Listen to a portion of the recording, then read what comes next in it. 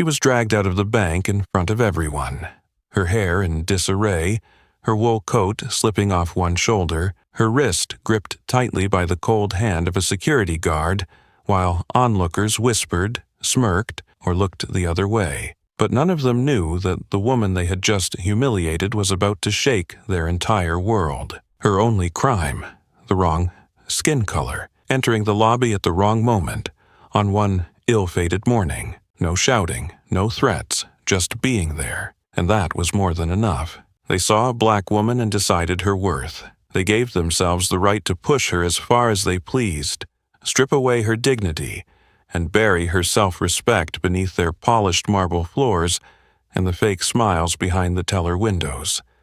But this time, something was different. Something no one in that building expected. And when the tables turn, the crash will be louder than anything they ever imagined. That morning, Langley First Bank in Midtown Manhattan glittered with the opulence its elite clientele demanded. Crystal chandeliers cast prismatic reflections across the glossy marble floor, and the soft footsteps of wealthy patrons sounded polite but distant. The air was hushed, yet charged with the cold power of money and influence. Into that atmosphere walked Maya Robinson. She wasn't wearing designer heels or carrying a luxury handbag. Instead, she appeared in simple attire. A light gray wool coat, well-worn khakis, and polished brown leather shoes that, though carefully maintained, were clearly not new. Yet her gaze and bearing radiated a rare confidence, a powerful presence impossible to ignore. Almost instantly, Maya drew curious, suspicious looks from the staff. At the corner of the lobby stood Royce, a towering, muscular security guard with razor-sharp eyes, who zeroed in on her. Royce had worked here long enough to develop a certain intuition, or perhaps a deep-rooted bias. Anyone who didn't fit the bank's luxury standard was automatically treated as a suspect. With determined steps, Royce approached Maya, his voice cold and authoritative. "Ma'am, I think you're in the wrong place. The VIP area isn't this way." Maya paused, meeting his gaze calmly. She showed no sign of being rattled. Her voice remained gentle but resolute. "I have an appointment with the bank's finance manager at 9 a.m. this morning." Royce couldn't hide a mocking half-smile as he glanced at a few employees nearby who were quietly observing. One of them, Brianna Lewis, the receptionist, deliberately looked away, stifling a cruel little laugh. Royce continued, his tone dripping with derision. "Really? Our VIP clients usually don't dress like that. Maybe you should try the regular teller line." Maya was silent for a moment, refusing to let their contempt affect her. She calmly pulled her phone from her coat pocket, opened her calendar, and held the screen up to Royce. "I'm not mistaken. You can verify my name, Maya Robinson. My appointment's confirmed." Royce scanned the screen quickly but still refused to step aside. His arrogance grew more apparent as he crossed his arms, physically blocking her path, then nodded toward the general teller area. "Even so, I'm afraid you'll need to wait in the public seating until we complete security verification. It's policy, ma'am. Please cooperate." Around them, a few customers paused to watch. Some offered sympathetic glances, but most remained skeptical or indifferent. Maya knew exactly what was happening. She was all too familiar with these looks and attitudes. But this time, that discrimination was happening at the very bank where she was investing billions of dollars. Not wanting to escalate matters, Maya nodded politely and moved toward the public seating under the weight of onlookers' judgment and whispered commentary. In that moment, she had no idea that this small confrontation would trigger an unforeseen chain of events. A quiet but fierce battle in which her patience, dignity, and true strength would be tested to the limit. And just minutes from now, the entire Langley First Bank would pay dearly for the mistake they had made. Maya stood patiently in the regular teller line, each step light but resolute. The air around her quickly grew stifling as scrutinizing eyes bore into her, as though she were an unwelcome intruder in their sacred territory. No one confronted her outright, but the furtive glances, malicious half-smiles, and judgmental silence cut deeper than any open insult. At the reception desk a few feet away, Brianna Lewis leaned in, hiding her mouth behind a stack of files, and whispered with bitter amusement, "Hey, Cheston, see that woman? Bet she's here to get some sort of welfare check or charity handout. Think she mistook our bank for a soup kitchen." Cheston Miller, the lobby manager famous at Langley First for sizing up clients by appearance, glanced over at Maya. His cold eyes took in every detail: the slightly frayed sweater, the simple khakis, the well-worn shoes. One look was enough for him to pronounce judgment, his voice low but crystal clear. "Sounds about right, Brianna. Nobody who actually deposits money here dresses like that. I've been here long enough to know. Real wealth never shows up looking unprofessional." Though their comments were quiet, they were loud enough for Royce, back at his post near the door, to hear. He responded with a satisfied sneer. Royce came from a working-class family outside New York City. He'd once dreamed of being a cop, but failed the academy entrance exams, his hot temper and impatience working against him. He took a security gig at the bank to satisfy his hunger for small-scale authority. Deep down, Royce carried fierce insecurity, and he coped by putting others down, especially those he perceived as vulnerable, like Maya. Brianna's backstory was different. She'd lost a receptionist job at a luxury hotel for discrimination complaints, but landed at Langley First thanks to her polished look and quick reflexes. Yet old habits died hard. She weaponized her gaze as a silent tool of judgment. To her, appearance meant everything. From the moment Maya stepped in, she was the perfect target for Brianna's contempt. Cheston, on the other hand, was obsessed with power and social status. He'd tried and failed to climb higher in management, so he settled for his lobby manager role, where he could exercise tiny judgments over everyone who entered, deciding who qualified as VIP, who was ordinary, who got a warm welcome, and who waited in line. That little bit of authority thrilled him. To Cheston, Maya Robinson was just a nuisance in his ordinary morning. Amid their swirling prejudices, Maya remained calm. She didn't argue or show anger. Instead, she studied every face, memorized every whispered word and dismissive glance. She knew better than anyone. The problem wasn't with her, it was with them, these people who judged by skin and style. As she waited, Maya caught the eye of a well-to-do customer nearby, who looked at her with a mix of pity and curiosity. Maya returned a warm, unblinking smile. No blame or bitterness, just the quiet assurance of someone who knows her true worth. That brief connection made the customer look away in discomfort. Maya stayed there, patient, confident, dignified, silently waiting for the moment to show who really held the power in this story. What Royce, Brianna, and Cheston didn't realize was that the woman they mocked and belittled held the fate of the entire bank in her hands. Maya Robinson wasn't here for a routine appointment. She'd come to decide if Langley First still deserved to manage the billions she entrusted to it. And now, every prejudiced word and action they'd just unleashed was pushing the bank closer to collapse. A truth soon to be revealed in ways they could never have imagined. After minutes of waiting, Maya's turn finally came at the regular teller window. As she approached, Danielle, the teller with perfectly coiffed golden hair in an elegant bun and lips painted a haughty cherry red, looked up at her with unmistakable disdain. She didn't smile or offer the polite greeting the bank touted in its advertising. Instead, Danielle's eyes swept Maya from head to toe with irritation, as if Maya had interrupted something far more important. Maya spoke first, her voice calm and confident. "Good morning. I have a 9 a.m. appointment with Mr. Bradley Hamilton, your senior finance manager. My name is Maya Robinson." Danielle arched one brow, turned to her computer and began to type sluggishly, her lips pressed together in impatience. She stared at the screen far too long, almost deliberately dragging out the moment. Finally, she sighed loud enough for Maya to hear, then looked back with icy formality. "I don't see any appointment under that name.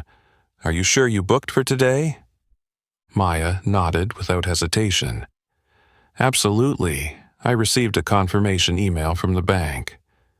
Danielle's expression remained unconvinced. She glanced again at the screen, then looked back up at Maya with a smug tone. "Sorry, ma'am, there's nothing in our system. Please step aside and wait while we double-check." Without offering a seat or even a courtesy glass of water, standard protocol for waiting clients, Danielle waved her off to a nearby corner.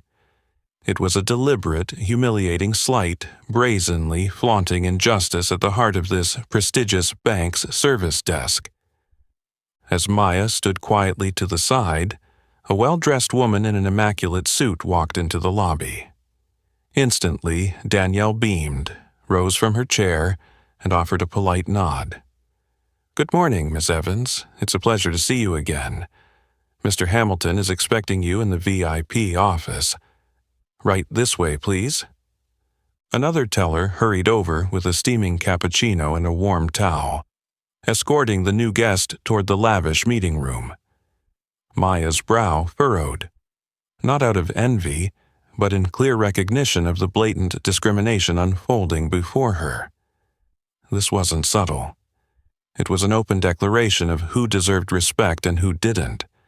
From across the lobby, Brianna leaned toward Cheston, her voice laced with mockery. "Look at her. Does she actually think standing here will get her in to see Mr. Hamilton?" Cheston shrugged indifferently. "Some people just don't know their place. Let her wait a bit longer. She'll get embarrassed and leave on her own." Meanwhile, Royce leaned against the wall nearby, arms crossed, a self-satisfied grin on his face. For him, witnessing Maya's mistreatment was a twisted thrill, a momentary boost to his fragile sense of power. Her humiliation served as proof of the small yet toxic authority he so desperately craved. Maya remained silent, enduring the injustice not because she lacked the courage to protest, but because she wanted to see how far they would push her. She wanted to know the limits of their prejudice, and whether any of them would stop before it was too late. Never betraying a flicker of discomfort, Maya pulled out her phone, opened the confirmation email, and quietly reread every line, verifying once more that she was in the right. Time drifted by, punctuated by the laughter of pampered clients being treated with every courtesy just a few feet away, an agonizing contrast to her own degraded experience. Catching a glimpse of Danielle's satisfied smirk as she glanced Maya's way, Maya recognized the truth. Danielle never seriously checked Maya's appointment. It was a power play, a self-appointed authority deciding who merited sincere service and who did not. Maya drew a steady breath. She understood that this humiliating wait was more than a test of her patience. It was a test of Langley First Bank's ethics and integrity. And soon, when the final limit was crossed and there was no turning back, those so confident and arrogant would face a harsh revelation. They had just jeopardized a multi-billion-dollar partnership with their own prejudice and petty selfishness. After nearly an hour of deliberate cold-shouldering, Maya still stood silently beside the regular teller window. She watched calmly as other clients were greeted warmly and escorted into private offices with every courtesy. Then, from down the corridor, came the sound of hurried footsteps carrying an air of authority. It was Reagan Lyles, a prominent senior executive at Langley First. notorious for his arrogance and his knack for cutting people down with his sharp tongue. Reagan was tall and lean, clad in a perfectly tailored dark suit that hugged his slim frame. His brown hair was immaculately styled, and his angular face and icy blue eyes radiated the overconfidence of a man accustomed to admiration and deference in this prestigious environment. He strode up to the window, his expression clearly annoyed, and his gaze locked onto Maya as if she were the sole disturbance in his flawless morning. "Danielle, what's going on that you still have a customer standing here?" Reagan barked, his voice laced with sarcasm loud enough for everyone nearby to hear. He knew full well Maya wasn't an ordinary patron, but he was determined to amplify the ridicule. Danielle jumped at the opportunity, feigning flustered concern. "Mr. Lyles, this woman insists she has an appointment with Mr. Bradley Hamilton, but I can't find anything under her name in the system. I asked her to wait while we verify."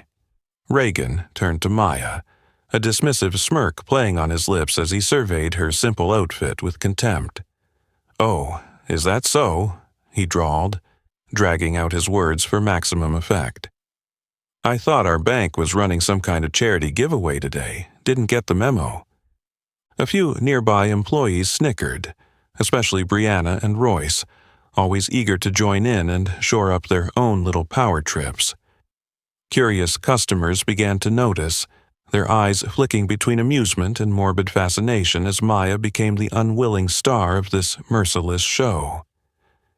Reagan took a step closer, raising his voice as if addressing a stadium full of spectators. "If I were you, ma'am, I'd double-check that address. Might be a soup kitchen down the street. They wouldn't mind that unique outfit of yours." The bank lobby erupted in mocking laughter. Some customers discreetly covered their mouths to contain giggles. Others let loose outright cackles. Each laugh landed like a knife cut to Maya's self-respect. For a moment, Maya met Reagan's gaze. In those cold blue eyes, there was not a hint of remorse or empathy. To Reagan, this public humiliation was more than entertainment. It was proof of his dominance in the banking hierarchy. He believed that by wounding others with polished cruelty, he solidified his own superiority. This was his chance to show his subordinates that he alone decided who deserved comfort and who didn't. Not far off, Cheston watched with thinly veiled satisfaction, convinced this was confirmation of his own keen judgment. Brianna glared at Maya with overt delight, while Royce leaned against the wall, arms folded, savoring the spectacle like prime time entertainment. Maya remained motionless, surrounded by the echoes of scornful laughter. Yet, in her deep-set eyes there was neither fear nor confusion.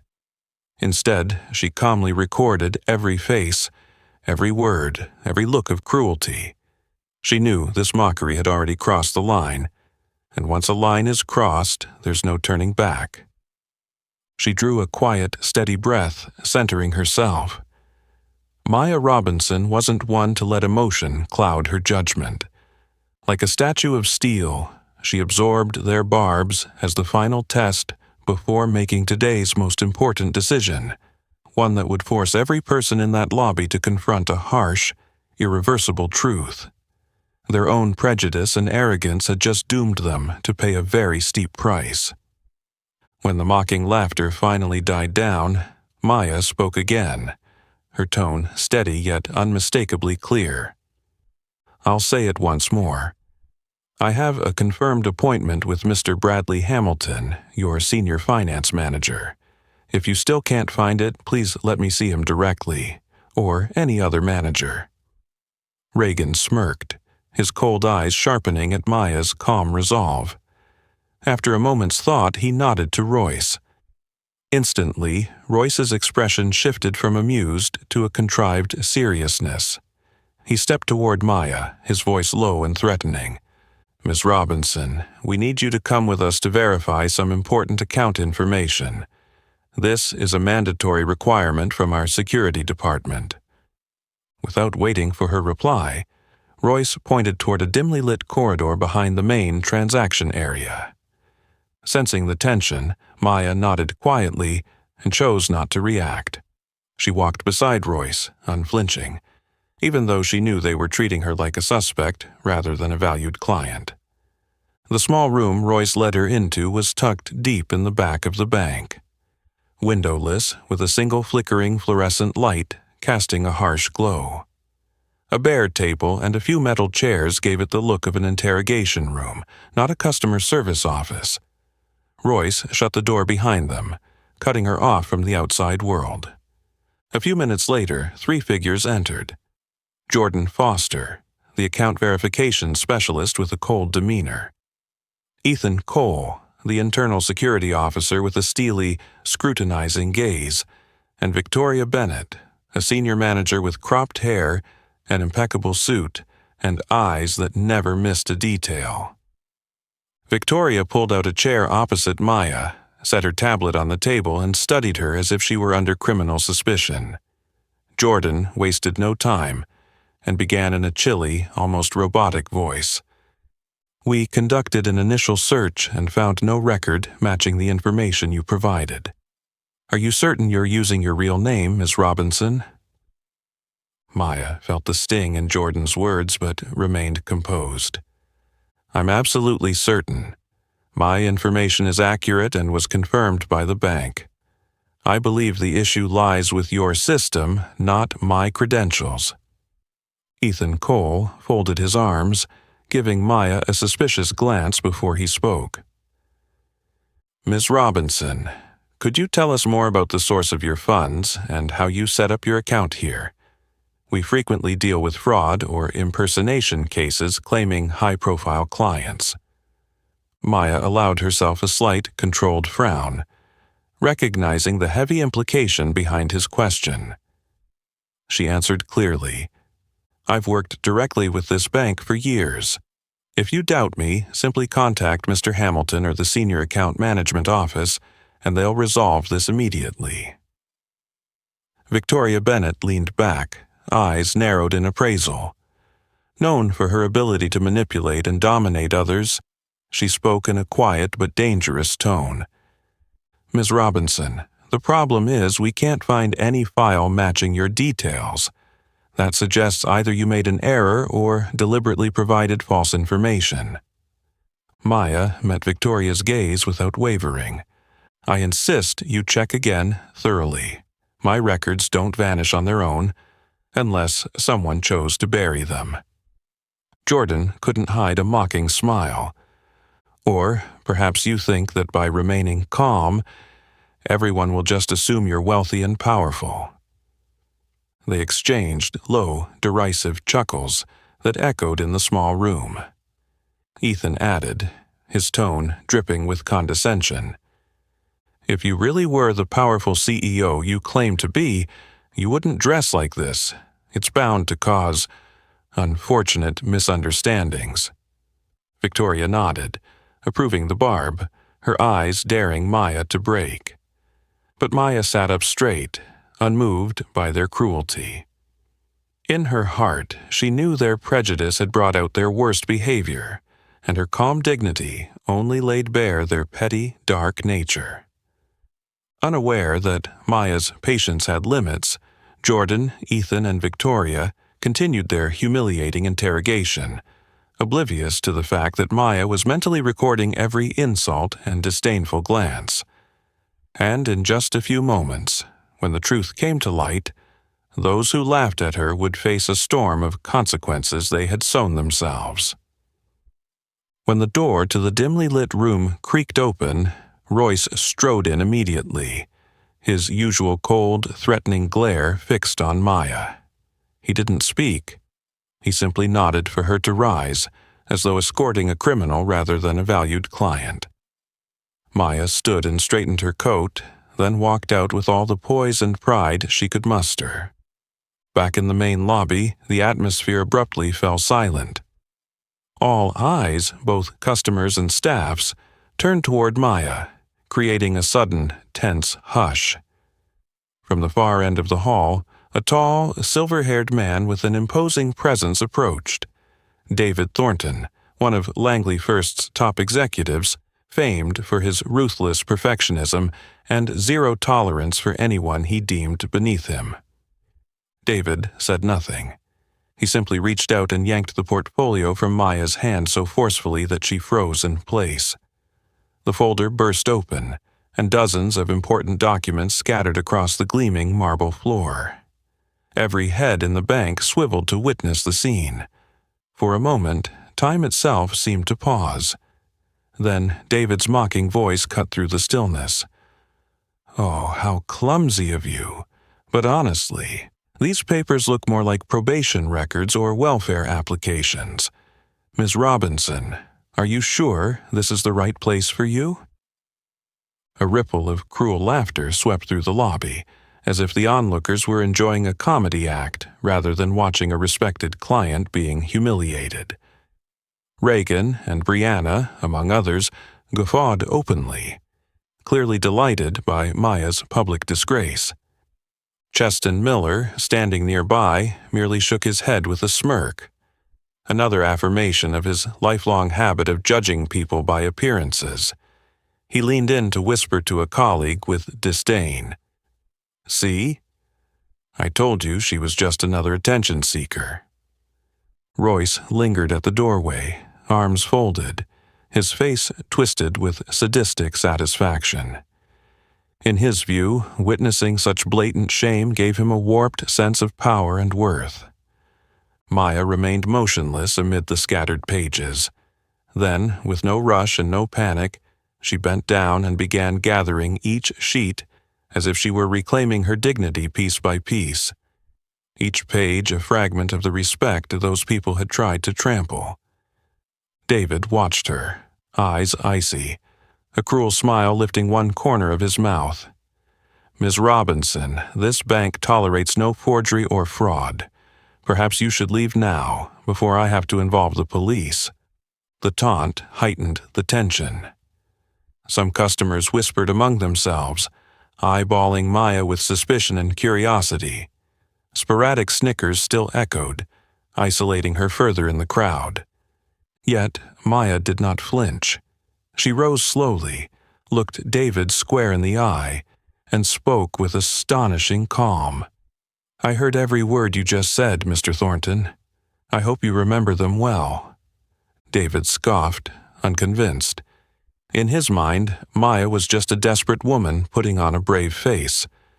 What he didn't realize was that, by his own arrogant actions, he had just sealed his fate and that of this bank. Maya carefully replaced the papers in her portfolio, straightened her coat, and, despite the hostile stares and mocking glances, walked toward the exit with unwavering dignity. None of those witnesses understood that Maya held the power to shake Langley First to its core, and in just minutes they would all face the harsh consequences of their own prejudice and cruelty. Every cruel word and contemptuous look would come back to haunt them in ways they could never have anticipated. As Maya neared the bank's front doors, Royce immediately moved up behind her, staying uncomfortably close and adopting the same cold, oppressive stance he'd used all morning, as if he were escorting a dangerous criminal rather than a respected client. All around her, patrons and staff continued to follow her every step with a mix of contempt and curiosity. Malicious whispers drifted through the air like invisible but powerful undertows pressing on her mind. Once the heavy doors closed behind Maya, the tension inside the lobby seemed to lift instantly. Royce allowed himself a self-satisfied smile and turned to the nearby employees, clearly seeking their approval for what he'd just done.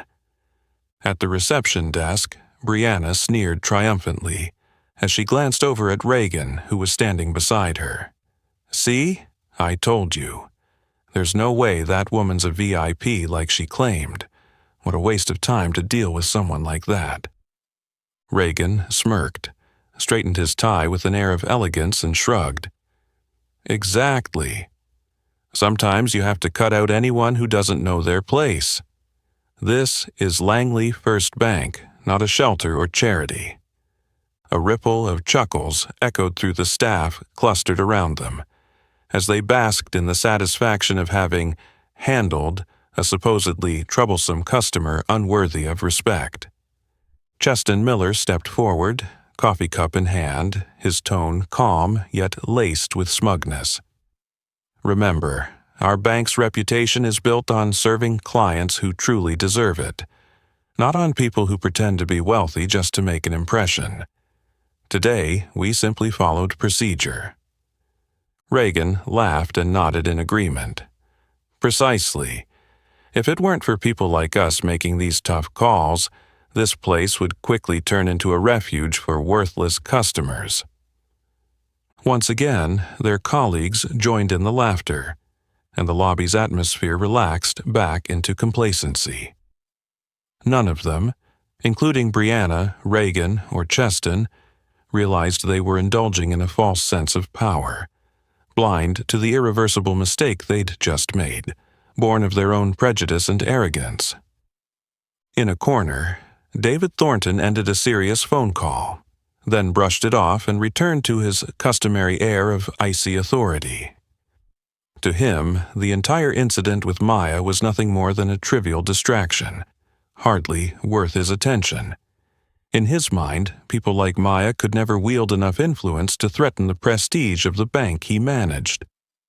Royce, satisfied that Maya had finally left, leaned against the exit doorway, wearing a grin of sick delight. Though he was merely a security guard, he carried himself like a gatekeeper to the elite world represented by Langley First. Meanwhile, just outside the bank, Maya inhaled deeply, striving to steady her nerves. She made no rush to leave.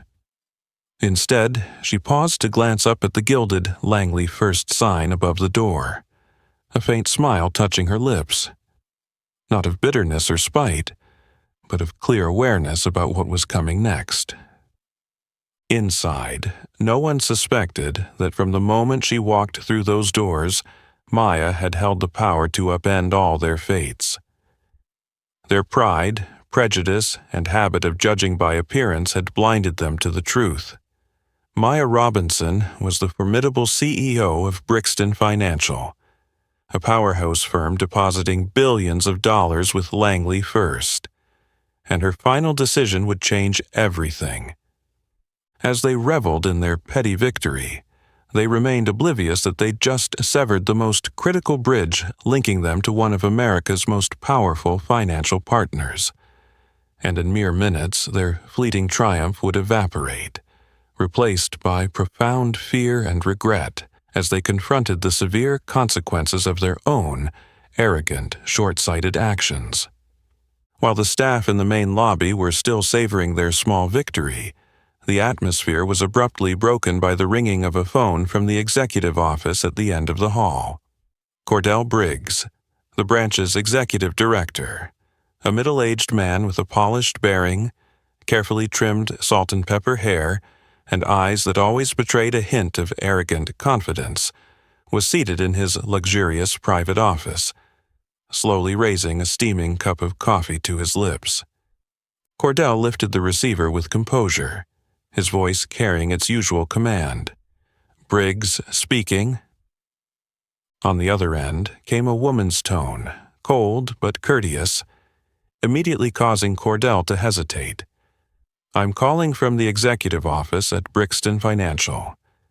I'm the personal assistant to Ms. Maya Robinson, CEO of Brixton Financial. I'm calling to inform you that Ms. Robinson has decided to withdraw all deposits and investments totaling $2.6 billion from Langley First's Midtown branch. This decision is effective immediately." Cordell's voice caught in his throat, and he fell silent for a moment, scarcely able to believe what he'd just heard. Wait. There must be some mistake. We received no prior notice of this decision. The woman's professionalism remained ice-cold, showing not a flicker of emotion. "There is no mistake, Mr. Briggs. Ms. Robinson personally visited your branch today to assess service quality and staff conduct." Unfortunately, her experience fell far below the minimum standard we expect. Therefore, Miss Robinson has chosen to terminate our relationship immediately. Cordell's face drained of color as he instinctively set his coffee cup down, unable to maintain his usual confidence. Each word from the assistant felt like a hammer blow, forcing him to confront a harsh, bitter reality. But what shook him the most was the name that had just been spoken. "You said, Ms. Maya Robinson? You mean the woman who was just here at our branch?" "Exactly," the assistant replied tersely and decisively.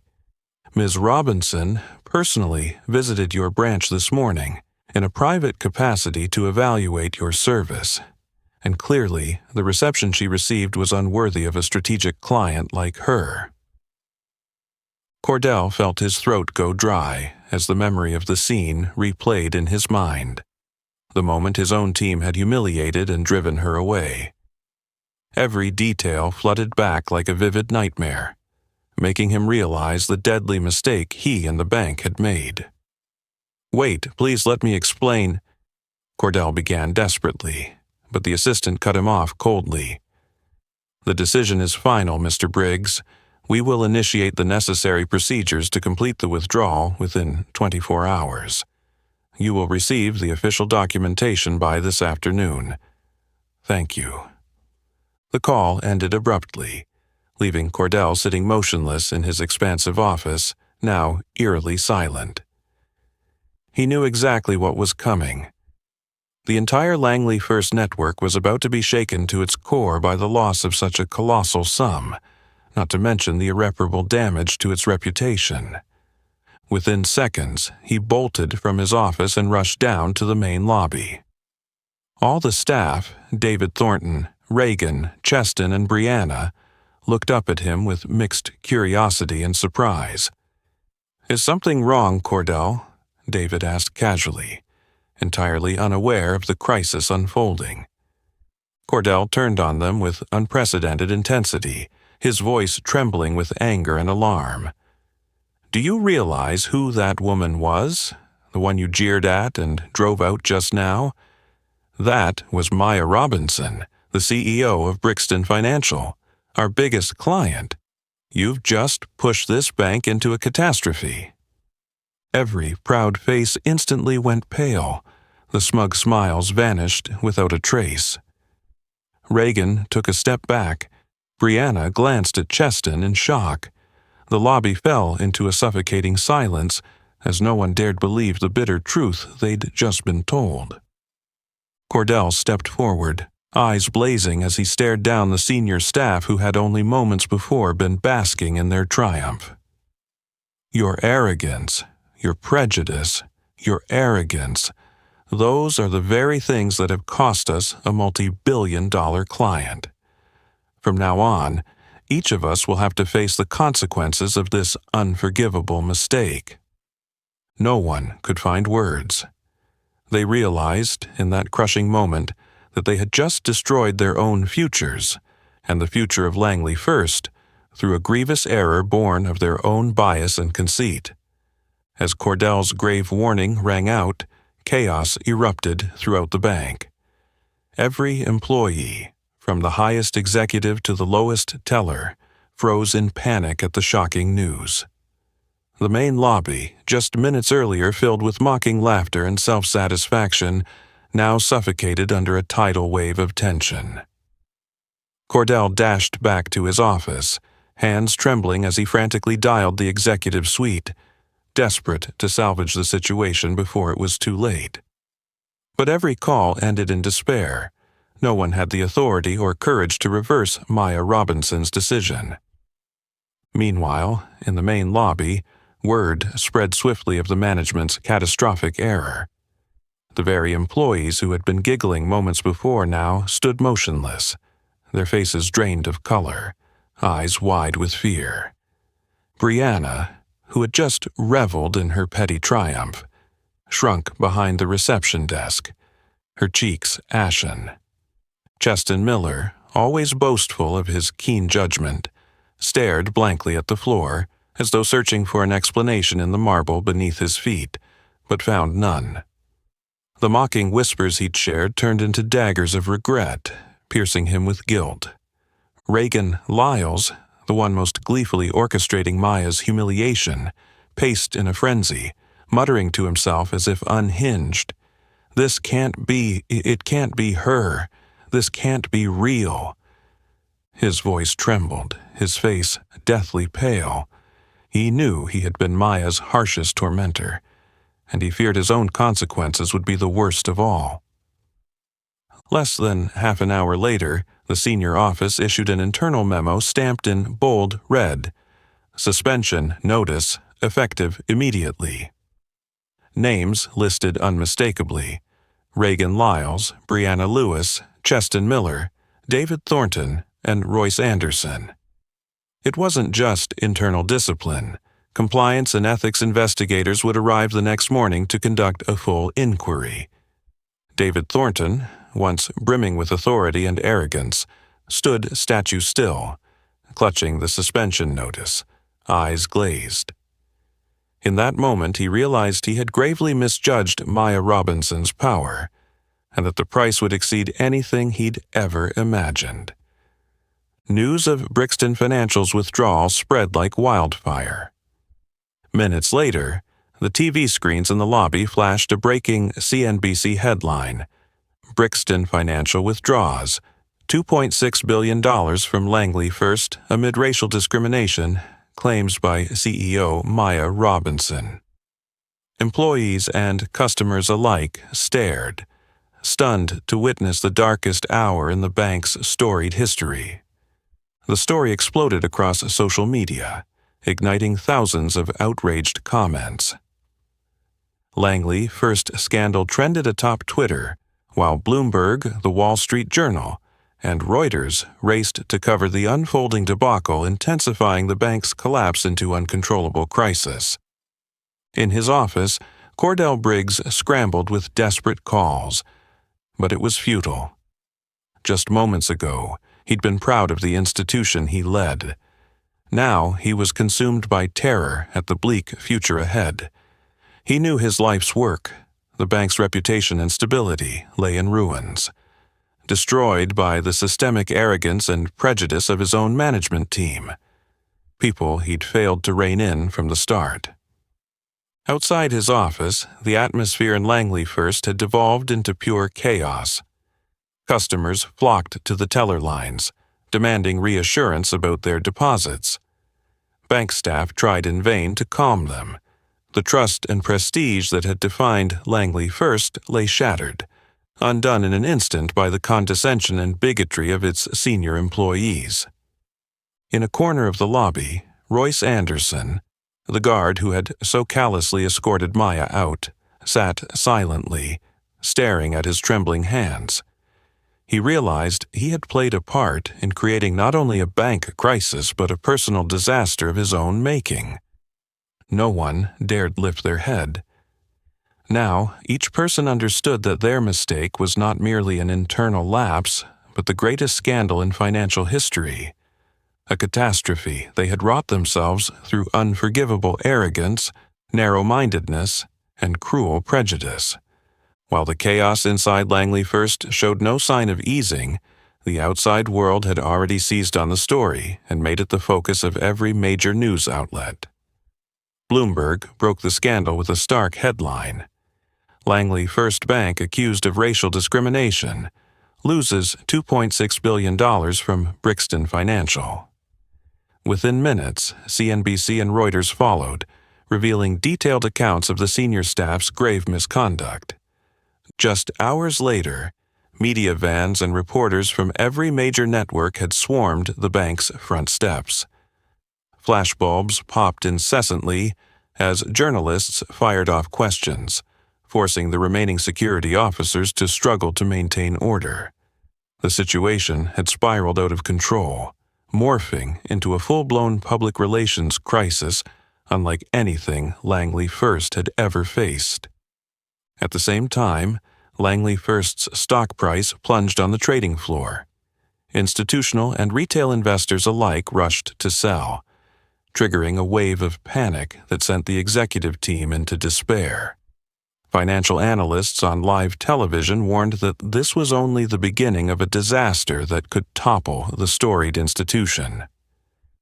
That very afternoon, a terse but devastating notice arrived from corporate headquarters. Cordell Briggs was officially relieved of his duties as executive director of the Midtown branch.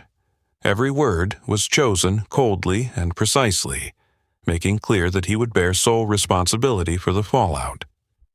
Cordell sat stunned in an office no longer his own, face ashen and eyes vacant as he watched the TV coverage. In an instant, his decades-long career, his reputation and his prestige had dissolved, destroyed by his own arrogance, indifference, and failure to manage his team. The next morning, legal investigators from the bank's internal audit and compliance department descended on the Midtown branch, armed with stacks of documents and prepared to interview every person involved. One by one, Reagan Lyles, Brianna Lewis, Cheston Miller, David Thornton, and even Royce Anderson were summoned into closed-door sessions. Every word, action, and attitude from that fateful day was parsed in excruciating detail. In the interrogation room, Reagan trembled, unable to summon his former smugness. He stammered through the investigators' questions, realizing that his own cruel taunts had become the clearest evidence against him. Brianna broke down in tears, her late-blooming remorse evident as she understood that her narrow-minded scorn had irrevocably ruined her career and future. Cheston Miller, once proud of judging people by appearance, now sat bewildered and frightened, offering only weak, unconvincing excuses. David Thornton, who had flaunted his authority, collapsed in disbelief, his mind reeling from the investigators' relentless, incisive questioning. Royce, the guard who'd felt so empowered escorting Maya out, now sat quietly in the interview room, eyes fixed on his trembling hands.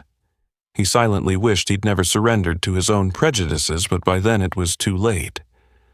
Meanwhile, across media platforms, every detail of Langley First's internal probe was broadcast non-stop, fueling public outrage and disappointment.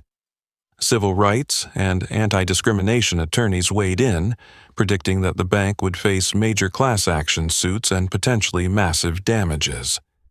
Cordell, now alone in a lawyer's office, faced grim legal counsel. He was told he wouldn't just be fired. He was to be criminally investigated for complicity in the branch's discriminatory practices. He realized that not only his career but his honor and freedom were in jeopardy. Head bowed and hands shaking, Cordell searched in vain for any excuse or justification. The bitter truth he had to accept was that he had created an environment where arrogance, hatred, and discrimination thrived. And now he and his entire staff would pay the dreadful price. And while they suffered through the crisis of their lives, Maya Robinson, the woman they had once humiliated and cast out, was back in her Brixton Financial CEO's office, composed and resolute as if nothing had happened, fully aware that justice sometimes arrives with unstoppable, uncompromising force. As the once bright glory of Langley First lay in ruins, its honor and pride shattered, the very people who had stood atop the mountain of arrogance, Reagan, Cheston, Brianna, and Cordell, were forced to confront the brutal consequences of their own making. The investigation had closed, but the psychological wounds and loss of dignity would haunt them forever, driving each to seek a path to atonement. Reagan Lyles, once known for his haughty swagger and cutting remarks, now lived in quiet solitude in a modest suburban apartment, far from Manhattan's glittering lights. Night after night, he was tormented by memories of that day. Maya's calm, unwavering gaze burned into his mind. To ease his conscience, Reagan volunteered at a youth support center funded by Brixton Financial. There, caring for abandoned children and listening to their stories, he slowly learned that his cruel judgments had really masked his own insecurity and fear. Bit by bit, he discovered that a person's worth could never be measured by appearance or circumstance. Cheston Miller, formerly proud to claim expertise in sizing people up at a glance, had to face a harsh reality. He'd been completely wrong. His career in tatters and reputation erased, Cheston spent months mired in anger and self-loathing. Then he realized that real redemption would require bold action. He founded an online platform, Beyond the Surface, where people could share their painful experiences of bias and social prejudice. Hearing these honest, moving stories deepened his understanding of the harm he'd inflicted on others and helped him rediscover the humanity he once lost. Brianna Lewis, the woman who'd sneered behind the reception desk, endured a long, tear-filled period of regret. She left banking, recognizing that her own superficial judgments had cost her compassion and respect for others. Brianna moved to a small town and became an elementary school teacher. Every day, she entered her classroom with humility and empathy, teaching not only academic lessons but also respect, understanding, and kindness, values she had sorely lacked. Cordell Briggs, the powerful branch executive, was forced into a bitter, shameful exit from finance. The rapid collapse and internal probe left him with no choice but to abandon his former life. Seeking peace, he retrained as a grief counselor, a startling turn even to himself. In his tiny office, listening to people's emotional wounds, Cordell first truly grasped how deeply his own insensitivity and bias had hurt others. Counseling became his path to face the past without excuses, to simply listen and accept that some wounds he'd caused would never fully heal. All four, Reagan, Cheston, Brianna, and Cordell, came to understand that the suffering they endured was the inevitable price of their arrogance, prejudice, and contempt. In the months after that fateful day, each found ways to give back to society with humility and genuine sincerity. None would claim they'd been fully forgiven, but at least they realized that true atonement requires recognizing one's wrongs and transforming from within. Meanwhile, Maya Robinson, the woman they had once humiliated, watched these changes unfold quietly. Never publicly naming those who had wronged her, she believed that their journeys of awakening were the greatest proof that justice can be served not only through punishment but also through mercy and the power of inner change. While those who had once hurt Maya were struggling to find meaning in simple yet meaningful work, Maya Robinson quietly observed their journeys of transformation, never leaving a trace of blame or anger. Though her spirit had been deeply wounded, she never once considered filing suit or exacting revenge on those who had so cruelly demeaned her.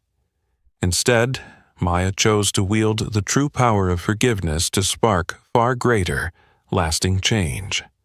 As CEO of Brixton Financial, Maya dramatically expanded her firm's community programs, not merely through donations but by launching vocational training initiatives, building schools, funding scholarships, and creating real job opportunities for underprivileged communities. Maya understood that even the smallest chance could completely reshape a life and gradually dismantle harmful stereotypes. What was remarkable was that Maya never hesitated to support the very people who had caused her pain. She personally approved Reagan's volunteer application at the Brixton Youth Center, despite initial hesitation from some of her own leadership team. When they questioned her decision, Maya simply replied with the mantra she lived by: "Justice truly heals only when it's not accompanied by revenge."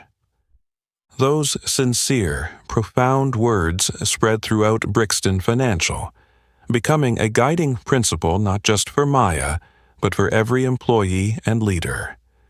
Before long, Maya sent words of encouragement to Cheston when his Beyond the Surface platform launched, and backed Brianna's efforts to secure educational funding for her new school.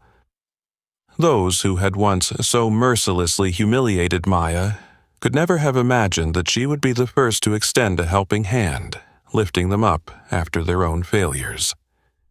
Meanwhile, Langley First Bank was forced to confront its painful reality. A management system built on arrogance and prejudice collapsed under the weight of truth. In the aftermath of the crisis, the bank had no choice but to undertake a complete cultural overhaul. A new leadership cadre was appointed with a firm commitment to diversity, equity, and respect for every individual, regardless of background, status, or appearance.